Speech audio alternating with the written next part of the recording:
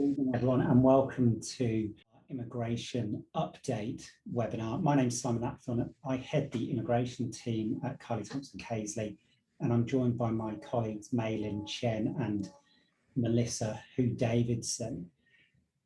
Most of you will probably recall the date that we went into level 4 lockdown in March last year. Fewer may remember the date of the border closure.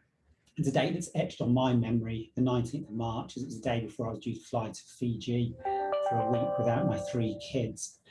But the date the government closed the border essentially changed the landscape for immigration. And when the Prime Minister announced the closure, she stated that she recognised how extraordinary a decision it was, and that in no time in New Zealand's history had a power like this been used.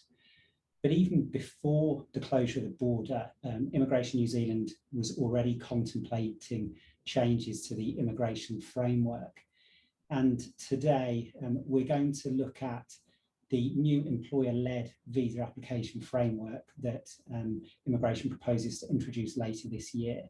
We'll also look at the impact of COVID-19 on immigration and the grant of visas, and we'll consider the impact on processing times. And we'll end up or finish with a couple of brief cases where employment law and immigration intersect. There'll then be the opportunity for questions at the end. So if you send in your questions, we'll try and come to those at the end of the webinar. I'll now hand you over to my colleague Mei-Lin, who's going to talk you through the new employer-led visa application framework. Thank you, Simon. So I'm going to talk about one of the key immigration changes this year, which is the introduction of a new accredited employer work visa policy. For any business that uses a migrant labour force, these changes are going to have an impact on your business. And it is important that you are aware of what requirements you need to satisfy from November this year. These changes to the temporary work visa scheme was first announced in October 2019. Obviously, the immigration landscape has changed quite significantly these last 12 months, and it'll be interesting to see how the system envisaged by Immigration New Zealand back then will operate in the current environment where the impact of COVID-19 is ongoing. We understand from Immigration New Zealand the purpose of introducing this new employer-assisted work visa scheme is to create a process which will make the immigration system easier to navigate for migrants, but also make it easier for employers to recruit in areas where there are genuine shortages, and increase expectations on employers to train and recruit New Zealand citizens and residents. Now, with this new policy, it's important to bear in mind that it only affects employer-assisted work visas.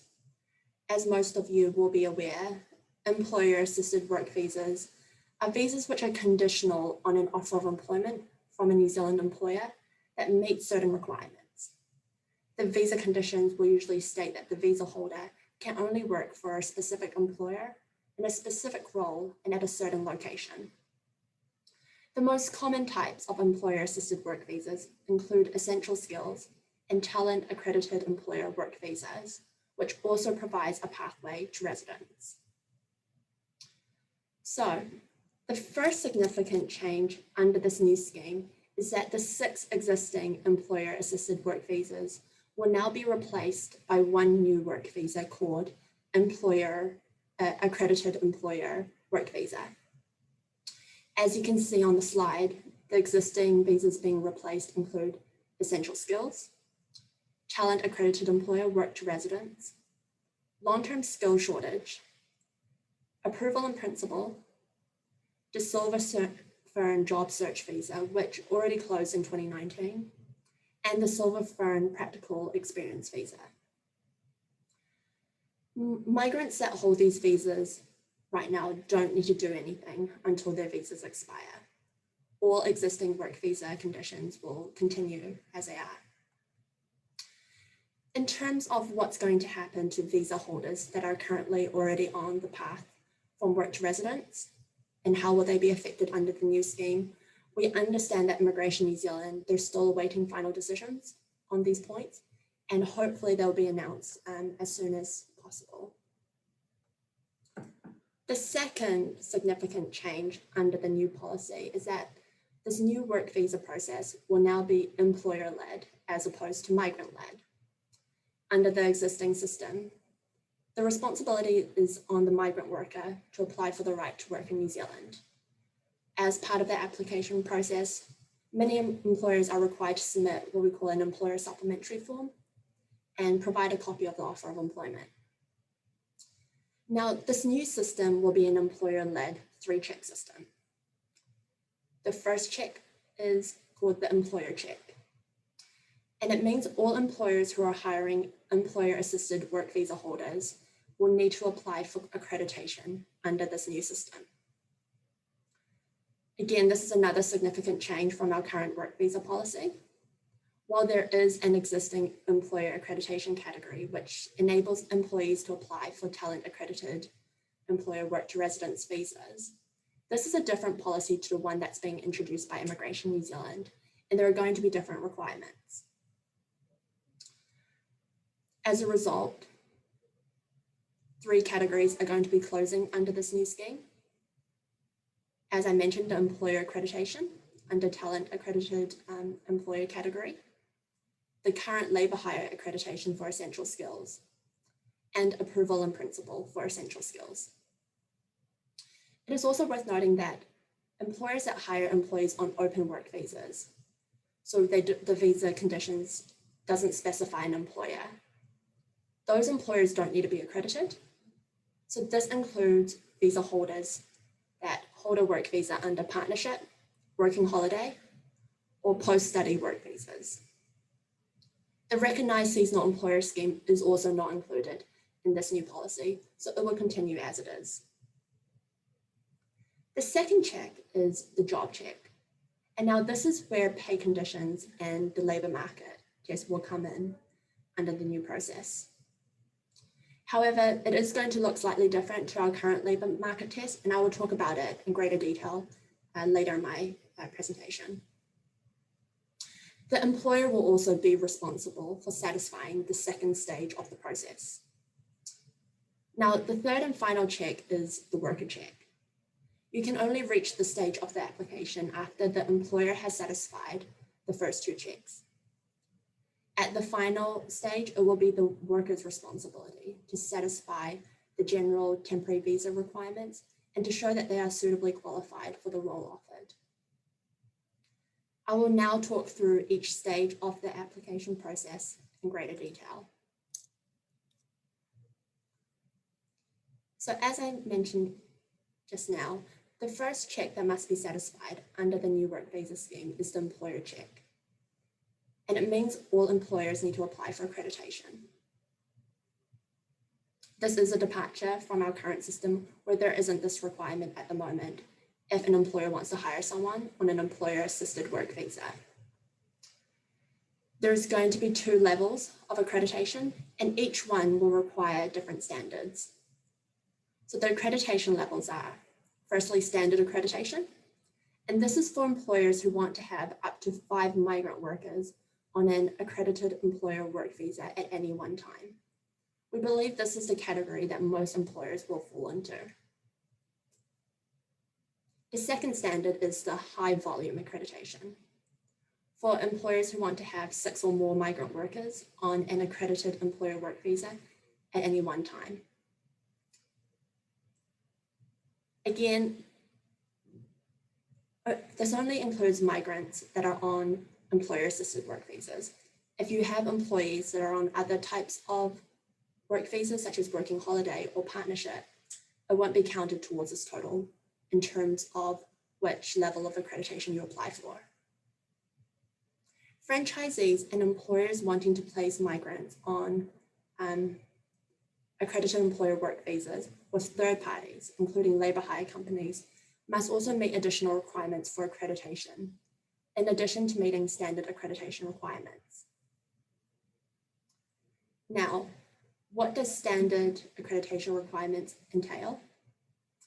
These requirements are intended to ensure all employers hiring migrants meet the minimum standards required to support migrants and comply with existing employment and immigration laws. So first, you must show that you are a genuinely operating business.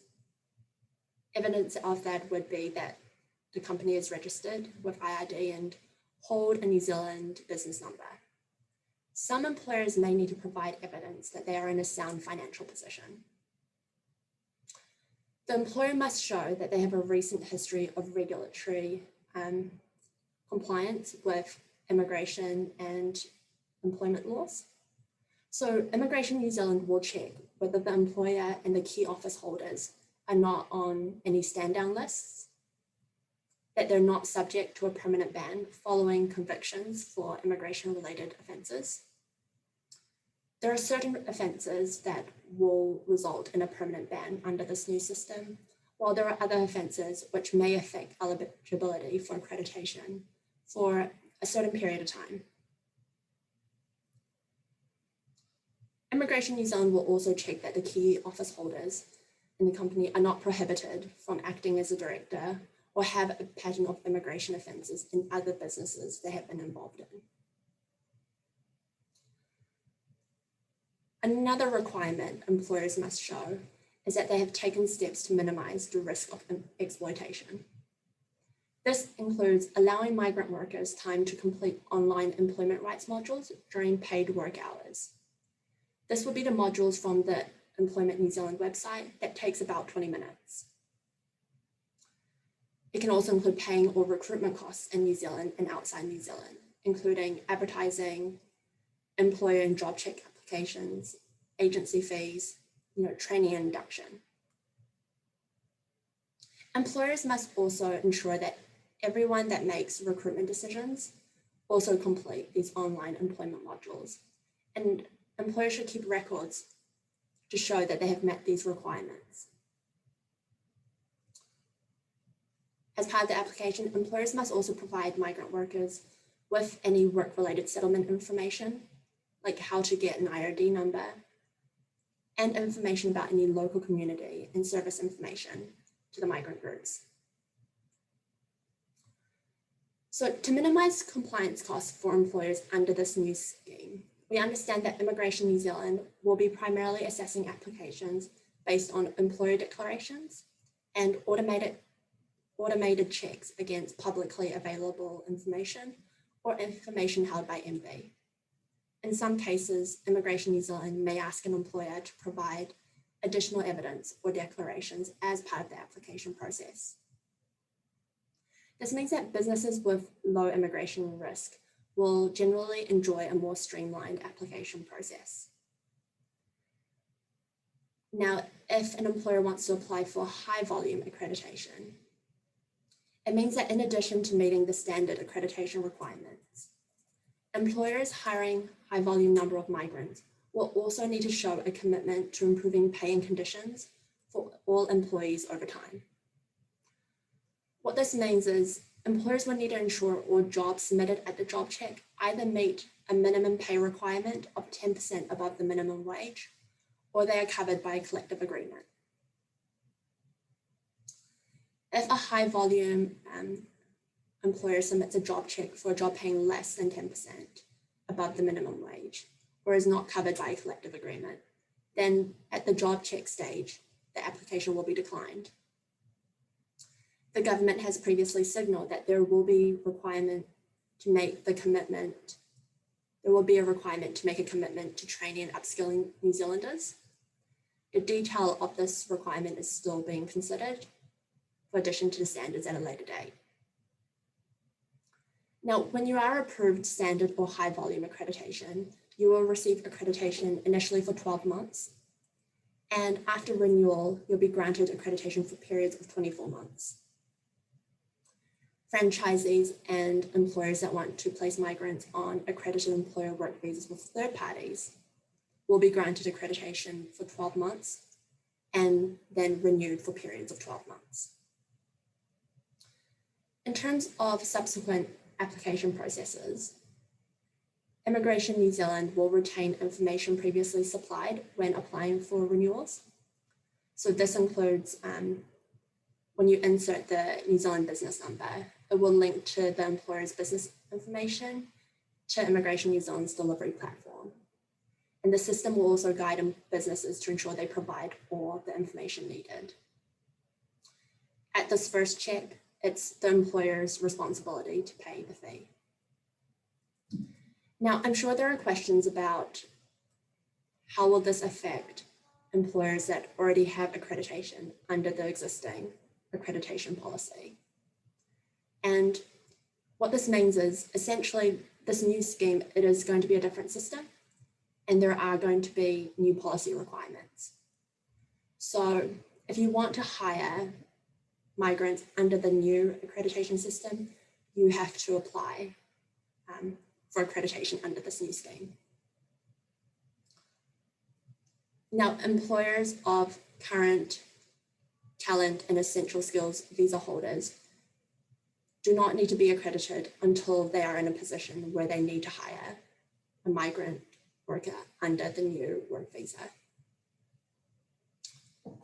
Now I will go on to talk about the second step of the process, which is the job check.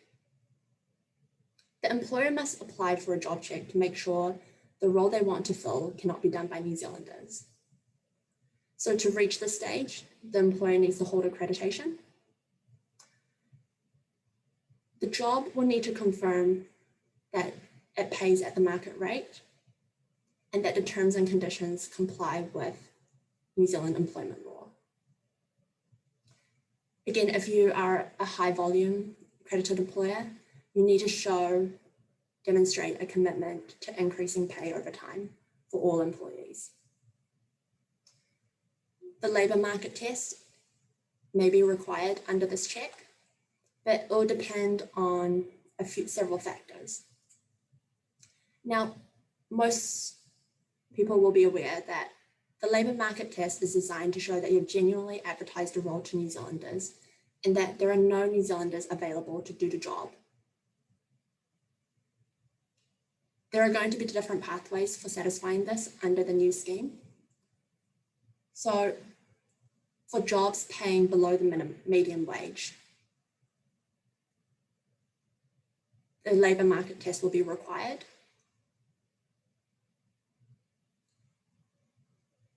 However, if the job is paying 200% of the median wage, then there is no requirement to do the labour market test. Jobs paying at or above the median wage in certain regions also do not need to do a labour market test. In cities where jobs are on a skill shortage list and pay at or above the median wage, they don't need to do a labour market test. And another key difference with the labour market test under this new scheme is that it is going to be a bit more region specific than the current one, because Immigration New Zealand wants to put a focus on job shortages in certain regions.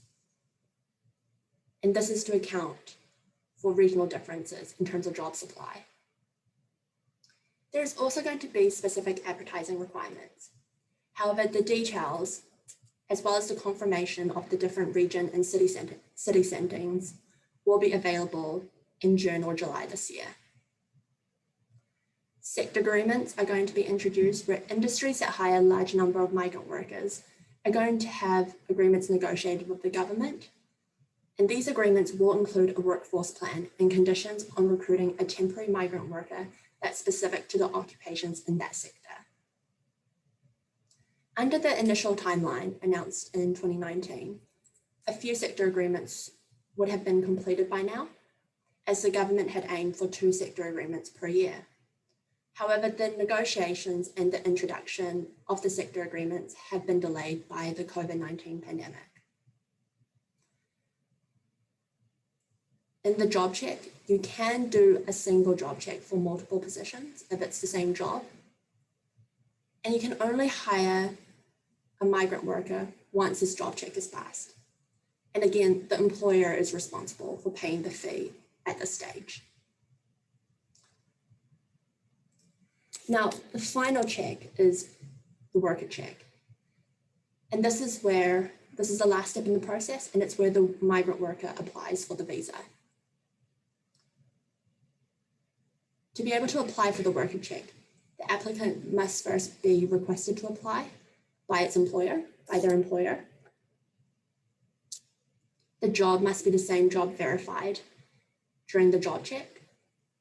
And the applicant must meet the requirements that they are suitably qualified for the role through their skills and experience, as stipulated as part of the employer's job check application. In addition, the migrant worker must show it meets identity, health, and character requirements. By this stage, it should be a straightforward process, as the more difficult areas for consideration has been carried out in the first two stages. Now, Immigration New Zealand is obviously mindful that employers will need some time to transition to the new accreditation system. Last Friday, they announced the days all these changes will take effect. If you think your business is going to be affected by these changes, then we strongly encourage you to take note of these upcoming dates featured on the slide. So as I mentioned earlier, accredited employer, under the talent accredited employer policy, labour hire accreditation for essential skills, and approval in principle will all close by the 30th of June.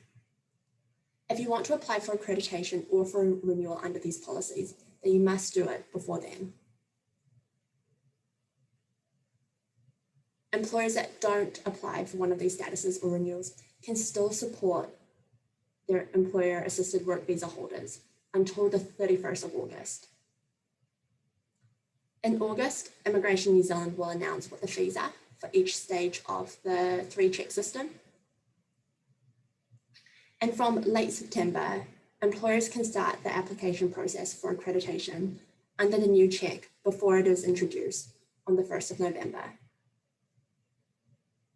Employees can still apply for the existing employer-assisted work visas, such as essential skills and talent, up until the 31st of October.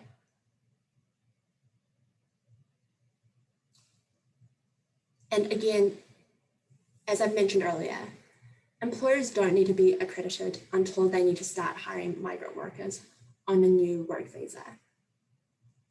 However, if you want to start hiring migrant workers soon after the 1st of November, then you should consider applying from late September this year.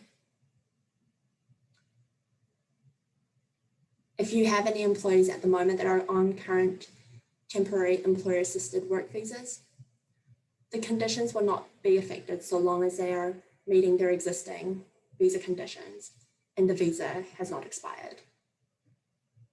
Now, there are still many questions that have not been answered in terms of this new policy. For example, what is going to happen to the work to residence pathway? We are aware that processing times for resident visa applications at the moment are taking a long time.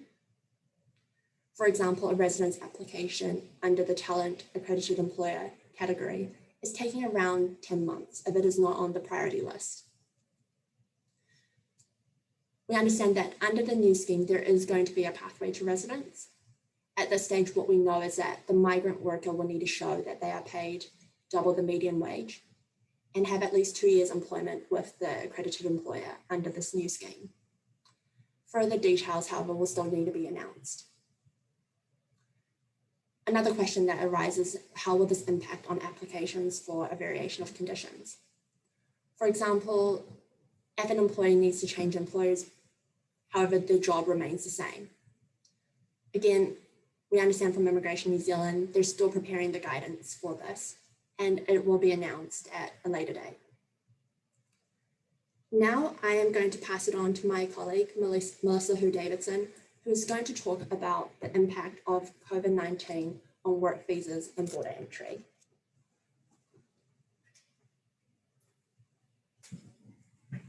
Thanks, Maylin.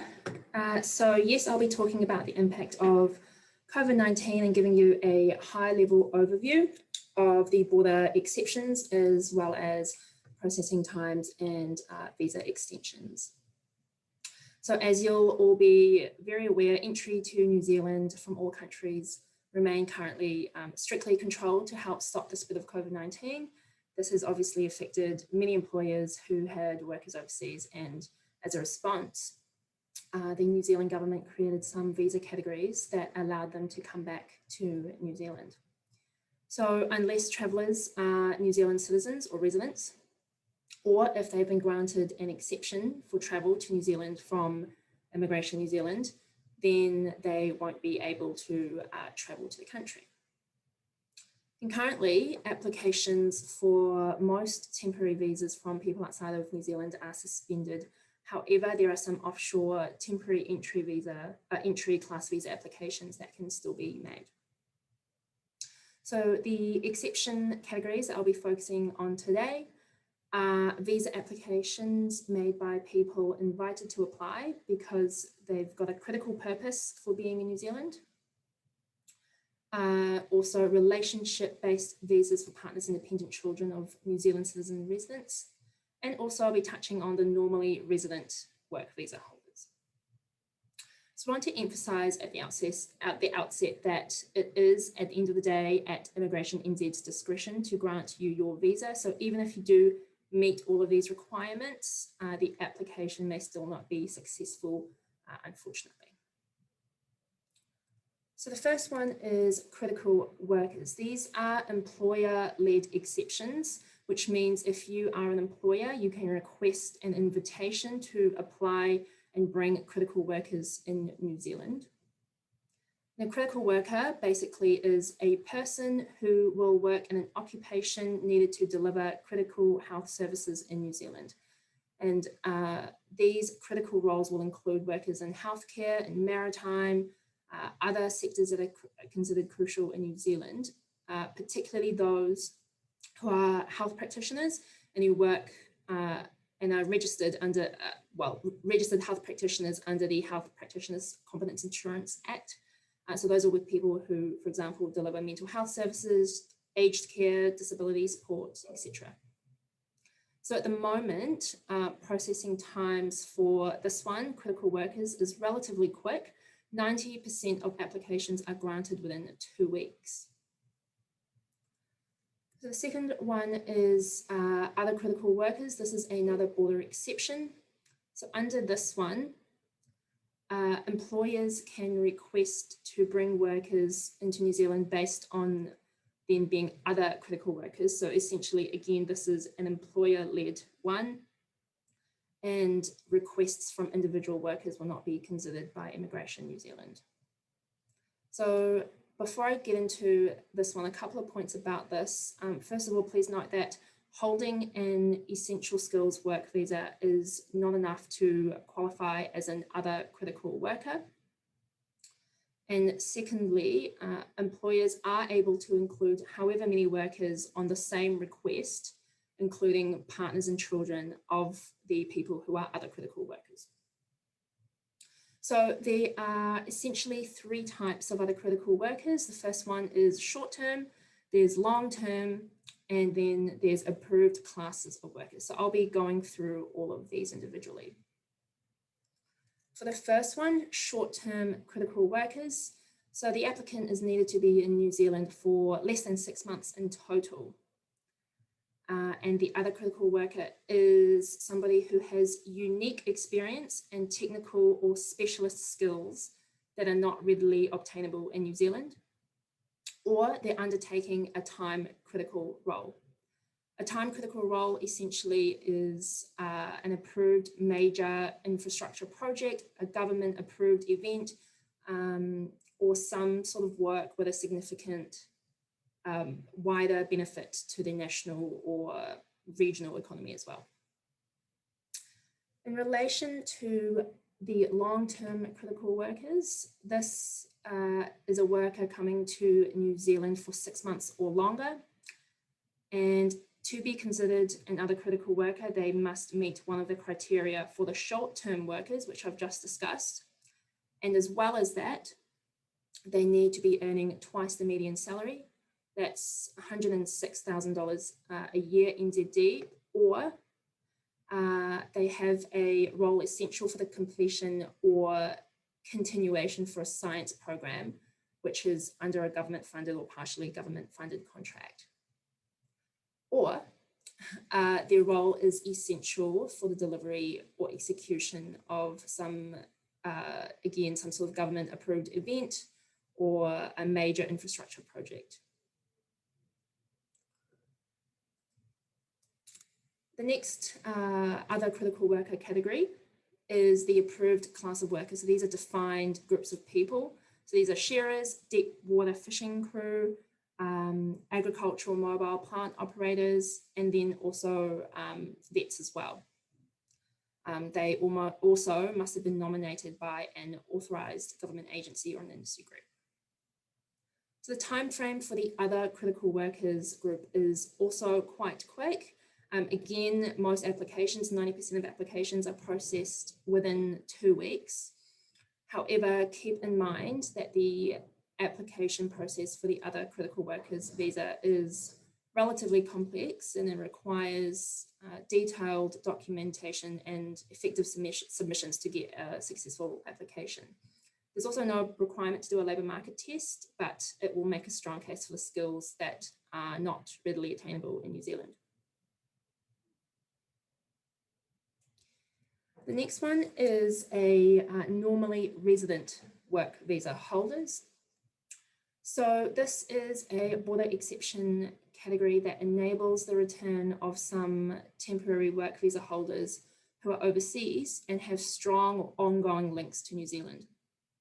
So broadly speaking, to be eligible to travel to New Zealand under this border exception category, they must be currently outside New Zealand, but have also maintained a job or some sort of business in New Zealand and have lived in New Zealand for some time prior to departing. So just to flesh out what all of that means, in relation to the departure date and visa held, to be eligible, you must have departed New Zealand from between 1st of December 2019 and 9th of October 2020. In addition to that, you must have had either an essential skills work visa, an entrepreneur work visa, or a work to residence visa. In relation to the current job and continuation of business operation requirement, so as mentioned, they must currently still be employed in the same job that they had when they left New Zealand, and their job must be consistent with the conditions of the visa, and they also still have maintained their employment relationship continuously since they've left New Zealand. It's also important to note that if the employee had resigned or were made redundant, then they cannot return under this category, even if the employer is able to rehire them. In relation to the criteria of living in New Zealand, so the applicant must have been in New Zealand for over 2 years before leaving, or between 1 and 2 years. So if they had lived in New Zealand for between 1 and 2 years, then they must satisfy a couple more criteria. There is quite a few more criteria, but they're things like if they had 1 or more dependent children with them in New Zealand for at least 6 months within that 12-month period. But basically, to qualify as having lived in New Zealand, the applicant needs to have been in New Zealand for at least 273 days of that 12-month period before they had before the date of their departure. So moving on to partners and children of temporary work visa holders. So this one is quite a recent exception that they introduced at the end of April, and this will enable some partners and children that were separated at the time to return to their family. Expressions of interest may include these partners or dependent children who held or is currently holding a temporary visa or residency visa based on their relationship with the principal applicant. And the children also will be born overseas after the 1st of December 2019, while the applicant was unable to return to New Zealand. So essentially, partners and dependent children of these temporary visa holders may be eligible to travel to New Zealand if they're one of these 3 groups. First of all, if they are partners or dependent children of highly skilled workers, or secondly, if they're partners and dependent children of workers employed in the critical health services, and also finally, if they're partners and children who held a visa for New Zealand but were unable to join their partner or parent in New Zealand before the border closed. Keep in mind that it is the partner or the dependent child that needs to make the request to travel and not the principal applicant. So in relation to time frame, the exception requests are expected to take 2 weeks once again. This is in line with all the other border exceptions, such as critical worker and other critical worker.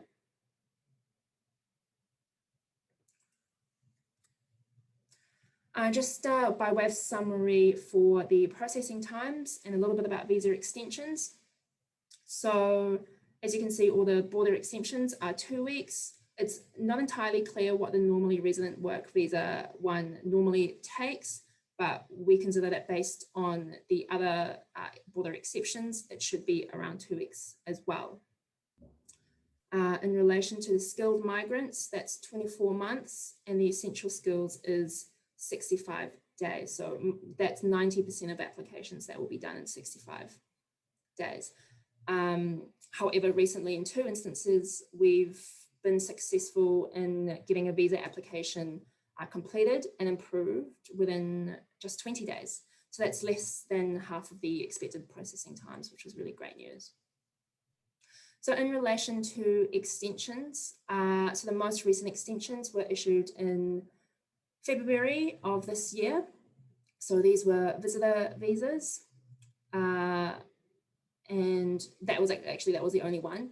And then in relation to the ones that were issued in December 2020, we had employer-assisted visas, fishing crew, and then also working holiday visas. So these were extended 6 months from the date of expiry.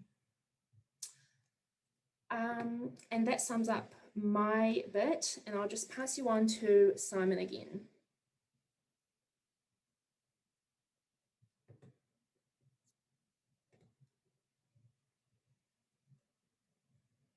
Simon, I think you're on mute.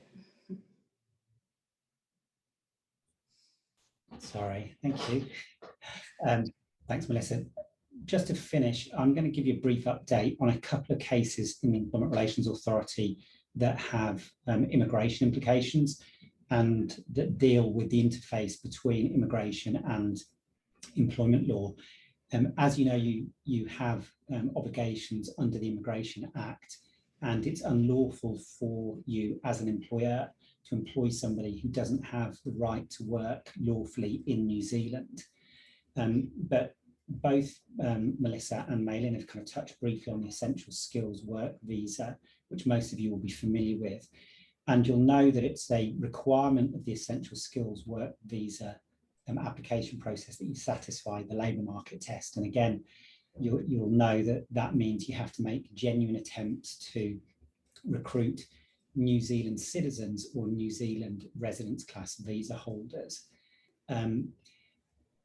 With the border closure and the changes in immigration that have come about as a result of COVID-19, it's kind of meant that in many cases it can be more difficult to satisfy that labour market test, which obviously has implications for employees that are already or that are looking to renew visas.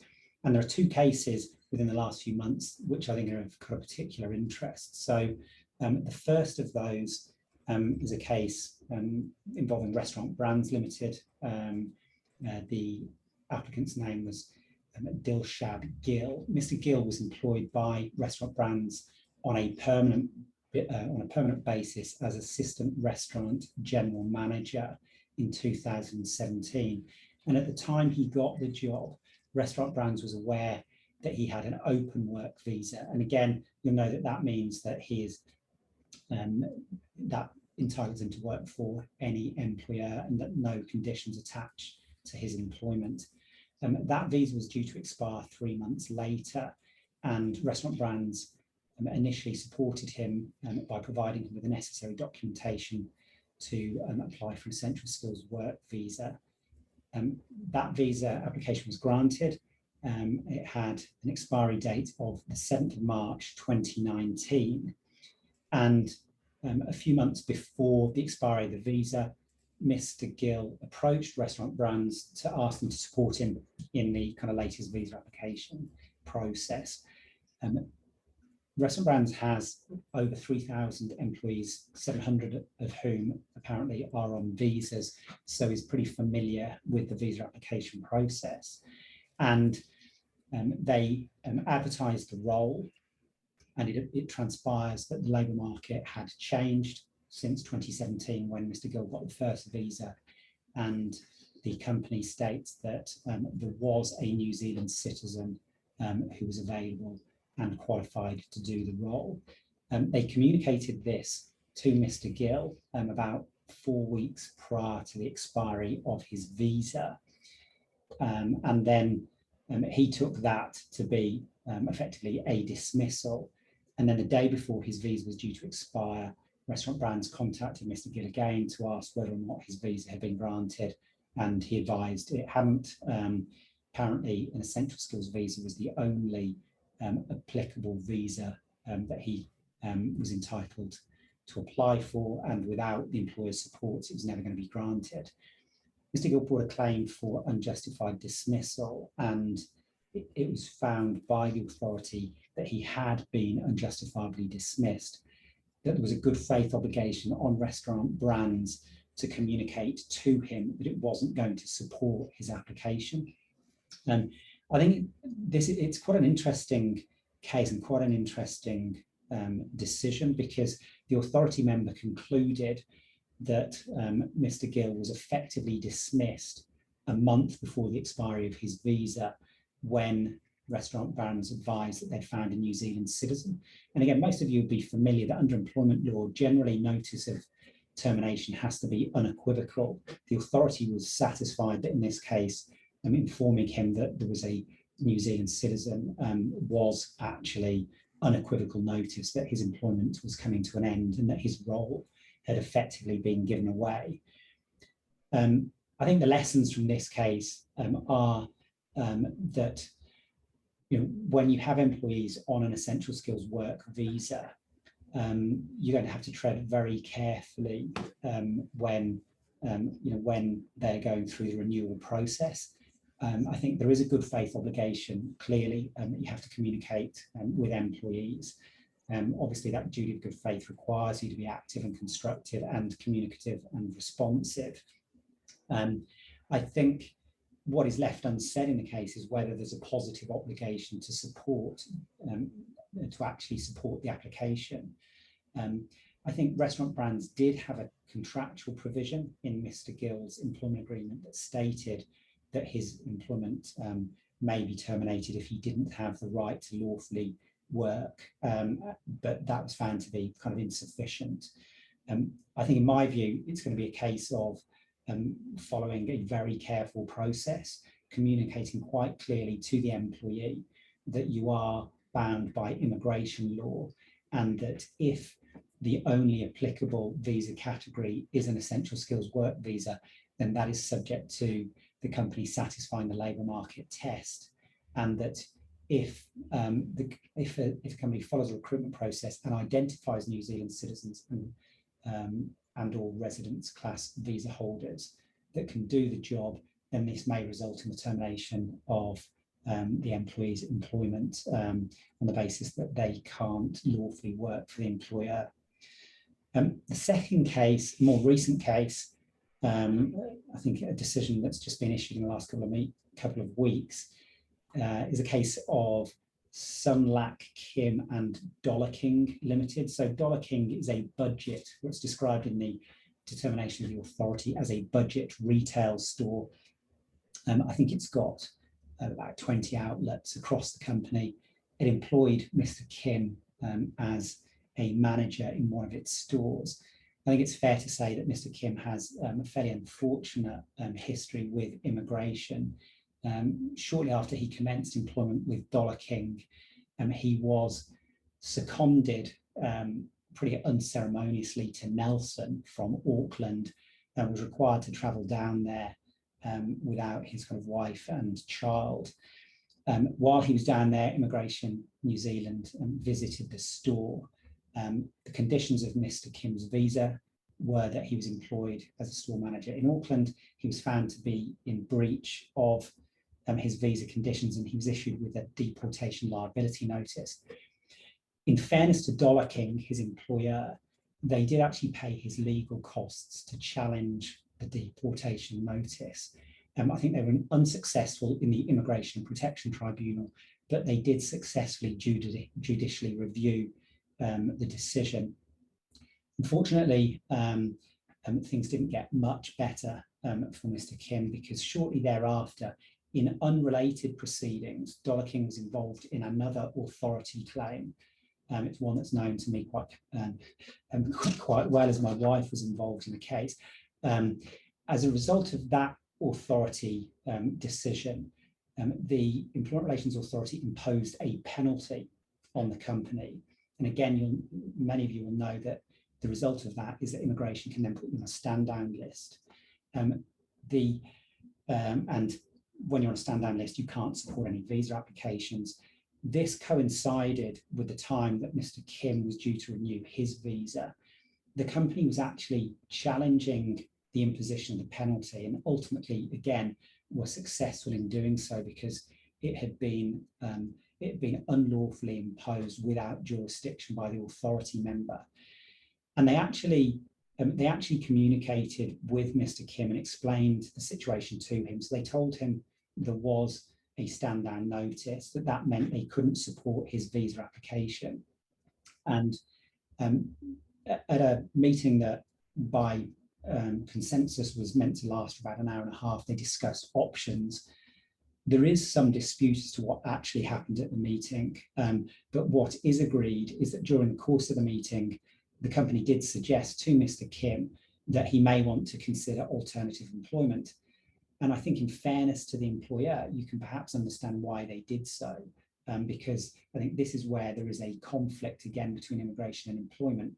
And from Mr. Kim's perspective, if he's unable to get a visa supported by Dollar King because they're on a stand-down list, then you would imagine his priority is to remain in the country, and his options are better served if he explores employment with another company.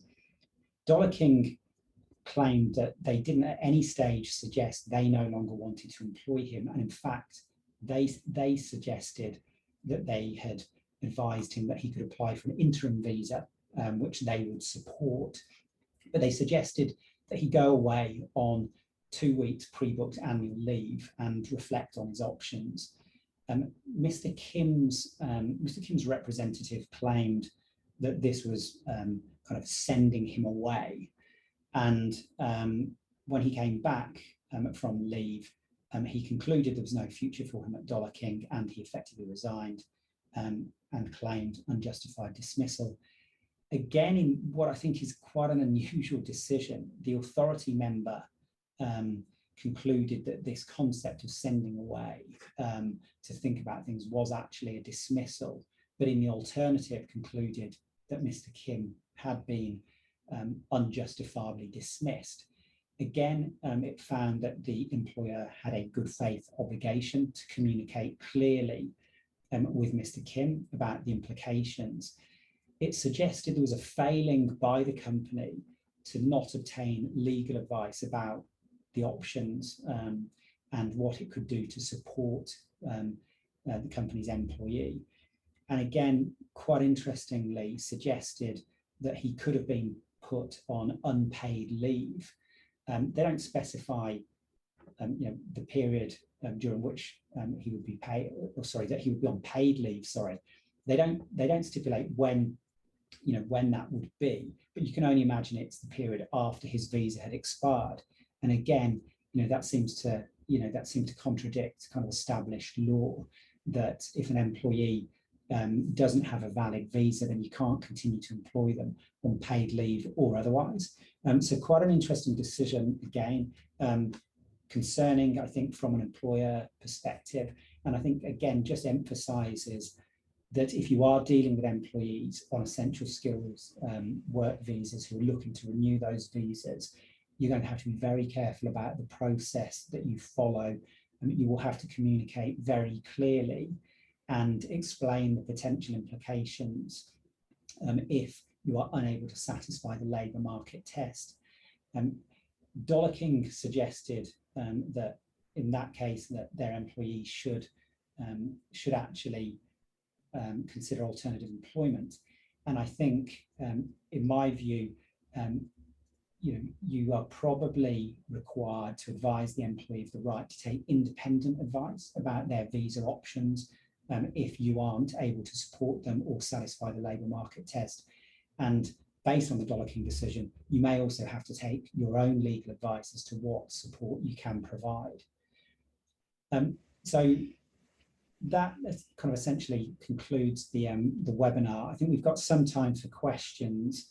I think, see at the bottom of the screen, we've got 3 questions. The first 2 of which concern accreditation. So I think these may be for you, Mei-Lin. So the first question is, will there be any concessions given to those employers who currently hold accredited employer status and have a good record with hiring migrants, i.e. an easier application process or possibly being granted 24 months accreditation? So is there, Mei-Lin, I guess the question is there any visibility at the moment as to what the process will look like and whether it is going to provide an easier path for those who are already accredited? So the short answer is no, there won't be concessions given to employers who currently hold accredited employer status. From Immigration New Zealand's perspective, this new scheme is going to be a new policy, which will have different requirements. However, I will say if your business has a good record with hiring migrants and a history of compliance with immigration and employment and immigration law, I can expect that it will be an easier application process and a far more streamlined one. In terms of whether there's a possibility of being granted 24 months accreditation, not for the initial period. Immigration New Zealand has made it clear that that's for 12 months. And if you renew accreditation, then you'll receive 24 months period of accreditation. Okay, thank you, Mei-Lin. Second question, still on the subject of accreditation. States that accreditation has usually taken a minimum of 3 months in the past for grossly similar process checks.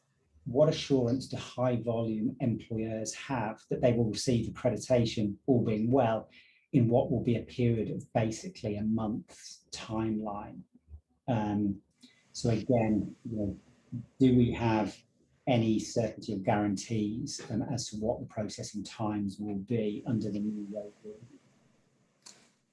That's a very good question. I'm sure it's of interest to many employers.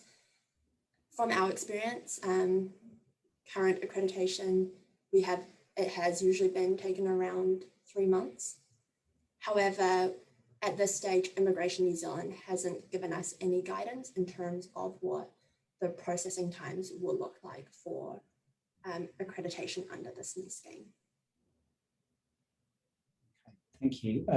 I think that's all of the questions. We haven't had a message stating that our emails are visible on the screen, so I apologise for the technical glitch.